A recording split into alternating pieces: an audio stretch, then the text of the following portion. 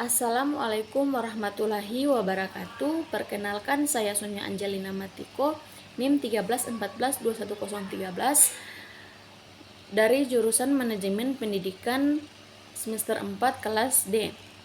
Di sini saya akan mempresentasikan materi tentang hakikat pembangunan nasional yang multidimension.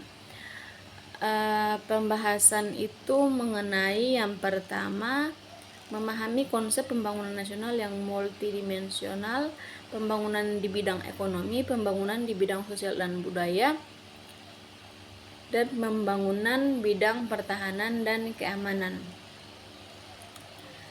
Pembangunan nasional yang multidimensional. Pembangunan bersifat multidimensi, di mana perubahan direncanakan, diupayakan, dan diharapkan berhasil di banyak aspek seperti ekonomi, struktur sosial, pendidikan, infrastruktur, budaya, hingga institusi, sejalan dengan upaya pembangunan yang dilaksanakan selama ini. Masyarakat Indonesia mengalami berbagai perubahan dan perkembangan yang cukup pesat. Hasil dan dampak pelaksanaan pembangunan telah dirasakan oleh sebagian besar masyarakat. Namun, sering dengan itu berbagai dampak negatif dan destruktif masih menjadi tantangan yang perlu ditanggulangi dalam pembangunan. Dengan kata lain, pembangunan perlu dilaksanakan melalui perspektif multidimensional secara integratif, saling mempengaruhi dan sinergis satu sama lain. Pelaksanaan pembangunan haruslah dilaksanakan secara komprehensif, serentak, dan meliputi berbagai dimensi aspek pembangunan, yakni ekonomi, politik, hukum, kesehatan, dan sebagainya. Kemudian pembangunan di bidang ekonomi. Pembangunan ekonomi adalah suatu proses yang menyebabkan pendapatan per kapita penduduk suatu masyarakat meningkat dalam jangka panjang dengan perubahan ciri-ciri penting suatu masyarakat, yaitu perubahan dengan baik dalam hal teknologi, pola pikir masyarakat maupun kelembagaan. Ada 3 hal yang sangat penting berkaitan dengan pembangunan ekonomi. Yang pertama, pembangunan sebagai suatu proses. Yang kedua, pembangunan sebagai suatu usaha untuk meningkatkan pendapatan per kapita. Yang ketiga, peningkatan pendapatan per kapita harus berlangsung dalam jangka panjang.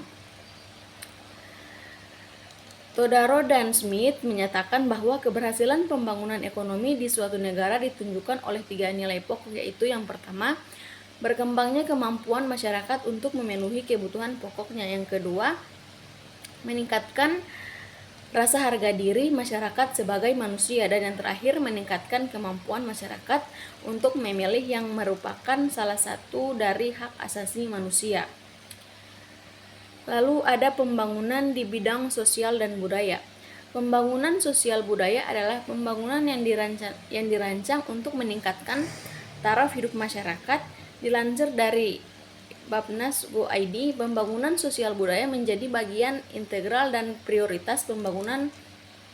Keempat itu pembangunan kesejahteraan rakyat, meningkatkan kualitas kehidupan beragama dan ketahanan budaya. Tujuan pembangunan di bidang sosial budaya ini adalah terwujudnya kesejahteraan rakyat yang ditandai dengan meningkatkan kualitas kehidupan yang layak dan bermartabat, serta memberi perhatian utama pada tercukupinya kebutuhan dasar. Sasaran umum yang akan dicapai adalah meningkatkan usia harapan hidup, menurunnya laju pertumbuhan penduduk, menurunnya angka kelahiran total, menurunnya angka kematian kasar, meningkatnya ketahanan sosial dan budaya, meningkatkan kedudukan dan peranan perempuan, serta meningkatkan pembudayaan dan prestasi olahraga. Lalu ada contoh kebijakan dalam pembangunan sosial budaya adalah sebagai berikut. Yang pertama, pengembangan dan pembinaan kebudayaan sosial. Yang kedua, penumusan nilai-nilai budaya Indonesia. Yang ketiga, pengembangan sikap kritis terhadap nilai-nilai budaya. Yang keempat, pengembangan kebebasan berkreasi dalam berkesenian.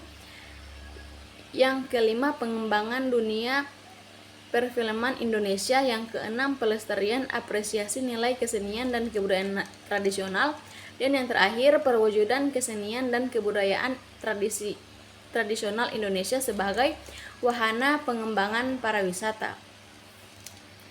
Lalu ada pembangunan di bidang pertahanan dan keamanan. Pembangunan pertahanan dan keamanan terutama ditujukan untuk mencegahkan kedaulatan negara, menjaga keutuhan wilayah negara kesatuan Republik Indonesia, menjaga keselamatan segenap bangsa dari ancaman militer dan non-militer, meningkatkan rasa aman dan nyaman sebagai jaminan kondusifnya iklim investasi. Pembangunan di bidang pertahanan dapat dilakukan oleh pemerintah daerah. Hal ini menunjukkan makna bahwa daerah diindikasikan mampu memiliki kewenangan dalam pembangunan di bidang pertahanan. Baik, itulah presentasi dari saya. Lebih dan kurangnya saya mohon maaf. Billahi taufiq wal hidayah. Wassalamualaikum warahmatullahi wabarakatuh.